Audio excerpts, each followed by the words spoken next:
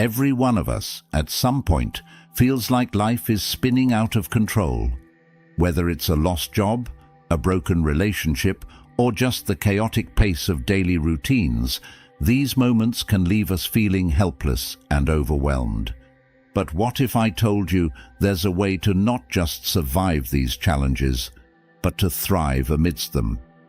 Today, we're going to dive deep into the wisdom of Seneca, an ancient philosopher who mastered the art of maintaining peace in a tumultuous world. His teachings on Stoicism aren't just philosophical musings, they are practical strategies that have powered leaders, thinkers, and individuals through the ages and can empower us today. By the end of this video, you'll have a toolkit of Stoic principles to help you cultivate mental toughness and reclaim control over your emotions and reactions. No matter what life throws your way, stick with me, and let's explore how these ancient secrets can be applied to modern life for a calmer, more centered existence. If you appreciate what we're doing here and want to support the channel, a simple, free favor I'll ask from you is to hit the subscribe button. It helps us keep bringing content like this to you. Also, I encourage you not to skip any part of the video. If you're here, you're not like the majority. You're someone who sees the value in diving deep, so consider yourself an exception. Number 1. Focus on one activity at a time.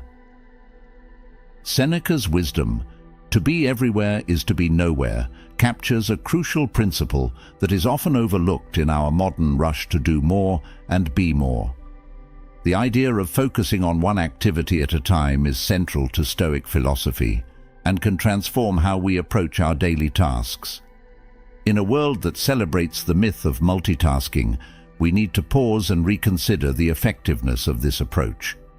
When we try to multitask, we're spreading our attention thin, which can lead to increased mistakes and decreased quality of work. Marcus Aurelius, another revered Stoic philosopher, echoed this sentiment when he advised, "Concentrate every minute like a Roman, like a man, on doing what's in front of you with precise and genuine seriousness, tenderly, willingly, with justice, and on freeing yourself from all other distractions." This focus is not just about improving productivity, it's about cultivating a quality of mind that values depth over breadth. Focusing on one activity at a time allows us to immerse ourselves fully in the task at hand, whether it's a professional assignment, a personal project, or a meaningful conversation. This kind of deep work fosters a greater sense of accomplishment and satisfaction. Plato might argue that this singular focus helps us access a higher form of beauty and truth in our work, as it allows us to give our best effort and to create something that resonates with the ideals of goodness and excellence. Moreover, the psychological benefits of focusing on one task at a time are significant. It reduces the cognitive load on our brains, minimizing stress and enhancing our decision-making capabilities. Aristotle, who valued the development of virtues through habitual right action, would likely support this practice as a way to develop the virtue of temperance or self-control, helping us regulate our desire for distraction and immediate gratification. In practicing this focused approach, we not only follow the footsteps of Stoic philosophers, but also align with the teachings of modern psychology, which suggests that our brains are not wired to handle multiple complex tasks simultaneously. The quality of our work and our life improves when we give our full attention to one thing at a time. Socrates' method of deep inquiry and dialogue, focusing intensely on one subject to the exclusion of all else, exemplifies how powerful this method can be. Embracing this Stoic principle doesn't just make us more productive, it makes us more thoughtful, peaceful, and balanced individuals. It is a rejection of the chaos of modern multitasking and an embrace of a more deliberate and purposeful mode of being. As we practice this, we might find that not only do our results improve, but so does our overall well-being. Number 2. Practice philosophy to control your impulses. Seneca's insight, "All the greatest torments are the result of an undisciplined mind," reveals a profound truth about human nature. Our unchecked impulses can be the source of immense emotional turmoil and suffering. Stoicism, which emphasizes the importance of self-control and rational thinking, provides us with a framework to address this challenge. Rather than suppressing our emotions, which is neither healthy nor sustainable, Stoicism teaches us to understand and manage them. The process of managing our impulses begins with self-awareness. Epictetus, another Stoic philosopher, famously said, "No man is free who is not master of himself." This statement highlights the necessity of self-mastery in achieving true freedom and happiness. By becoming more aware of our impulses and the triggers that set them off, we are better equipped to handle them rationally. This doesn't mean denying our feelings, but understanding them deeply enough that we can respond in ways that align with our long-term goals and values. In the realm of philosophy, Aristotle also spoke about the importance of moderating our impulses through the development of virtues. He believed that virtue lies in finding the balance between excess and deficiency, a concept known as the golden mean. For instance, courage is the mean between recklessness and cowardice. Applying this to impulse control, we seek to find a balance between spontaneous reactions and complete inaction, aiming for thoughtful, deliberate responses that reflect our best selves. Moreover, practicing philosophy as a guide to controlling our impulses involves cultivating rational thought as a habit. Marcus Aurelius, in his Meditations, often reflected on the importance of aligning thoughts with rational and virtuous principles. He wrote, "You have power over your mind, not outside events. Realize this, and you will find strength." This perspective encourages us to focus on our internal responses rather than external provocations, thereby gaining greater control over our impulses. By critically examining our impulses with the aid of philosophical wisdom, we can begin to make choices that are not dictated by fleeting emotions, but are the result of careful thought and reflection. This practice not only strengthens our mental fortitude, but also helps us live more harmoniously with our values. It leads to a life where decisions are made not in the heat of the moment, but with a clear, composed mind. The Stoic approach to impulse control is about cultivating an inner dialogue that constantly questions and assesses our instinctive reactions. It is about making philosophy not just a subject we study, but a way we live our lives, allowing us to rise above immediate gratifications and achieve a deeper sense of satisfaction and purpose. This disciplined approach to managing impulses is not just about avoiding emotional pain, it's about forging a path to a more thoughtful, fulfilling life. Number 3. Stay prepared. Seneca, which is all about being prepared, famously said, "Rehearse them in your mind. Exile, torture, war, shipwreck. All the terms of our human lot should be before our eyes." This advice might sound a bit dramatic at first. After all, not all of us are navigating the high seas or entering battle. But what Seneca is getting at here is the concept of mental preparation for life's inevitable challenges, a cornerstone of Stoic resilience. Stoicism teaches us to anticipate and mentally rehearse for the worst, not to fill us with dread, but to diminish the shock and pain when difficulties do occur. This practice is known as premeditatio malorum, or the premeditation of evils. It's about visualizing the most challenging scenarios, not to worry obsessively, but to be emotionally and mentally equipped when life throws its curveballs. Think about it this way. Athletes practice under tough conditions to prepare for the strain of actual competition. Similarly, by mentally rehearsing challenging situations, We train our minds to handle stress and adversity with less panic and more poise. This Stoic practice helps us appreciate our current state. When we realize how much worse things could be, our everyday problems seem less overwhelming. Applying this Stoicism doesn't mean living in constant anxiety about what could go wrong. Rather, it's about having a realistic acknowledgement of potential negative outcomes. For example, if you're worried about job security, instead of spiraling into fear, you could start preparing by updating your resume, enhancing your skills, or even exploring alternate career paths. This way, if the worst were to happen, you're not caught off guard and are better positioned to handle the situation. Moreover, this principle extends beyond personal crises. It's about maintaining a level of readiness for any significant changes in our lives, from financial instability to personal loss. By staying prepared, we not only shield ourselves from the initial shock, but also quicken our recovery and adjustment periods. We become less reactive and more responsive, a subtle but powerful shift in handling life's uncertainties. Seneca's counsel helps us forge a mindset where we're not overwhelmed by adversity, but are fortified against it. This mental readiness is not about expecting the worst, but about being prepared to deal with any situation, thereby enhancing our resilience and overall mental toughness.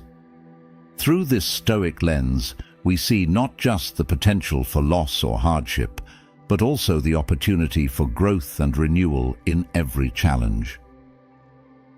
Number 4. Voluntarily embrace hardships.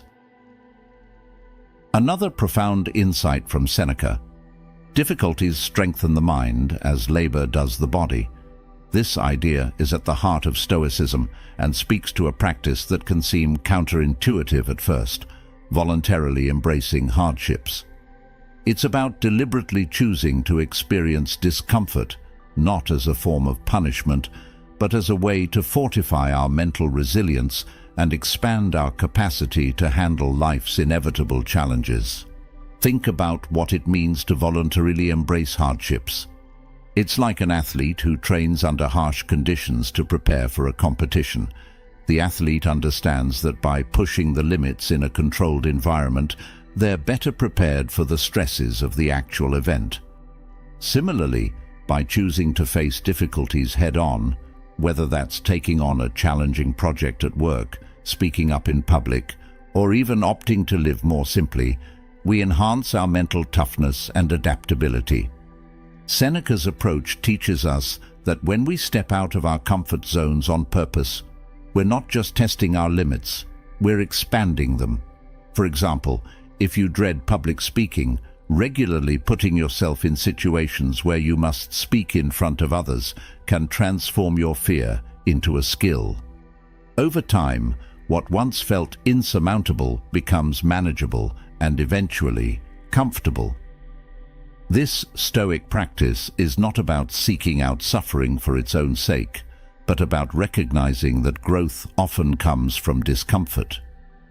Embracing voluntary hardships also means resetting our comfort thresholds.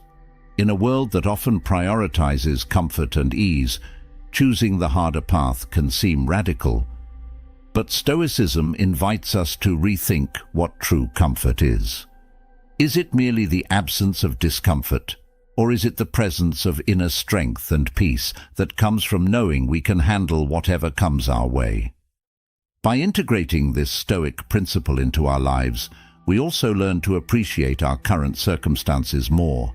When we know we can endure less, we can enjoy the simple pleasures of life with greater contentment. It's about building a life not on the avoidance of hardship, but on the foundation of resilience. This doesn't mean we seek out suffering, but when hardship does come, we view it as an opportunity to practice our Stoic skills. In embracing voluntary hardships, we also foster a deep sense of self-efficacy. We prove to ourselves that we are capable of overcoming obstacles, which in turn builds self-confidence. Each challenge we face and overcome is a reminder that we are stronger than we might have believed.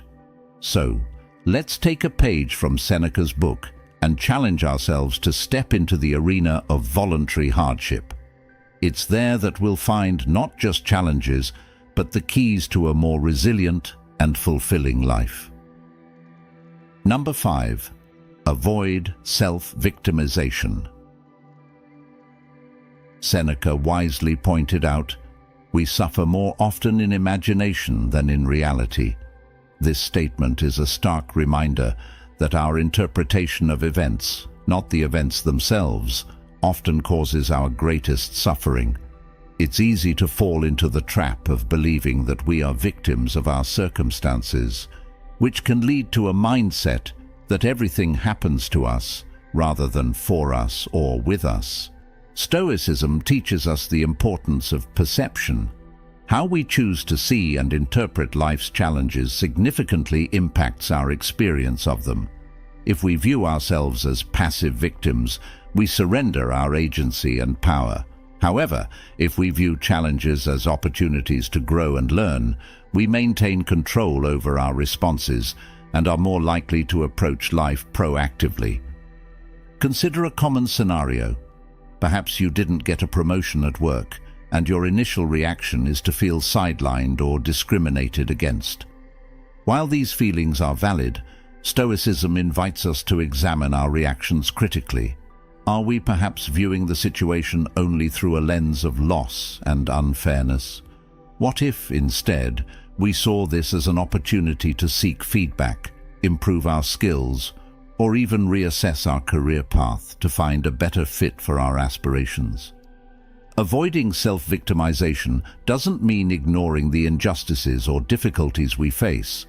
Rather, it means shifting our focus from what happens to us to how we respond to what happens.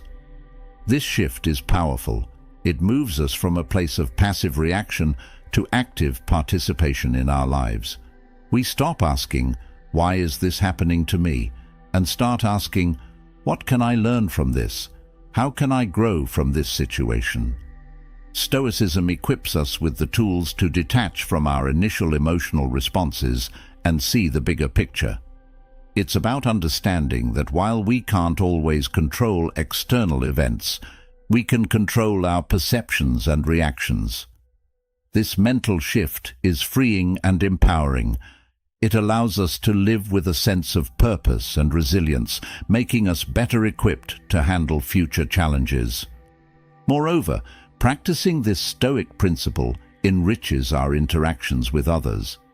By refusing to cast ourselves as the perpetual victims, we foster healthier relationships, characterized by mutual respect and understanding rather than blame and resentment.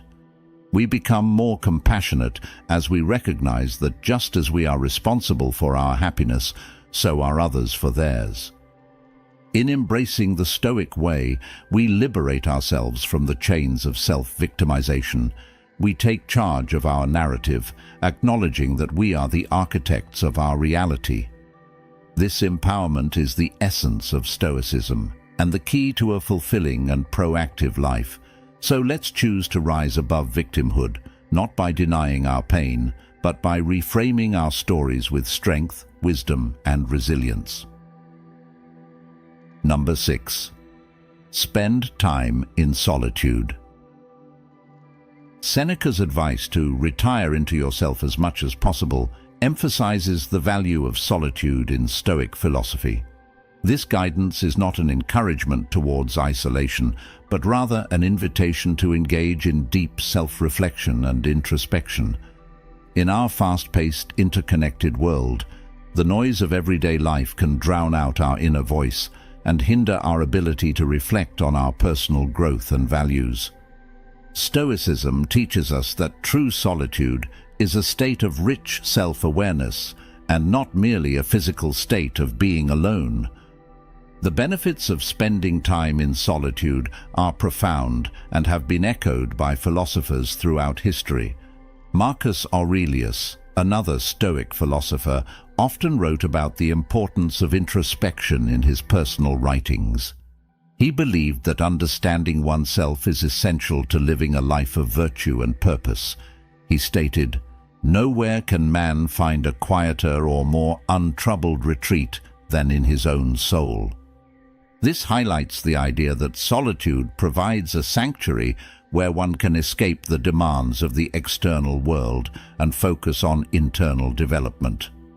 Furthermore, the practice of solitude allows us to explore our thoughts and emotions without distraction. It gives us the space to process our experiences and to align our actions with our principles. By regularly engaging in this practice, we cultivate a deeper understanding of who we are and what we truly want from life. This alignment is crucial for living authentically and achieving personal fulfillment. Aristotle also touched on the importance of self-reflection for achieving eudaimonia, or flourishing. He believed that self-knowledge was essential for developing virtues and living in accordance with reason. In solitude, we can assess our lives critically and make adjustments that reflect our true values and aspirations. The Stoic practice of solitude also encourages us to develop resilience. Epictetus emphasized the need for personal reflection to fortify the mind against adversity. He advised individuals to use solitude as a tool to strengthen their character and mental endurance, preparing them for the inevitable challenges of life. He posited, "It is in your power to withdraw yourself whenever you desire. Perfect tranquility within consists in the good ordering of the mind, the realm of your own." Moreover, spending time alone helps us appreciate our relationships and social interactions more fully. When we return from periods of solitude, we often find that we have more to offer others, whether it's greater empathy, patience, or clarity. This not only enriches our personal relationships, but also enhances our contributions to our communities. The Stoic practice of seeking solitude is not about escaping life, but about deepening our engagement with it. By retiring into ourselves, we gain the clarity needed to act more thoughtfully in the world. Seneca, Marcus Aurelius, and Epictetus all provide us with a roadmap for using solitude not as a retreat from life, but as a tool to live more fully and meaningfully.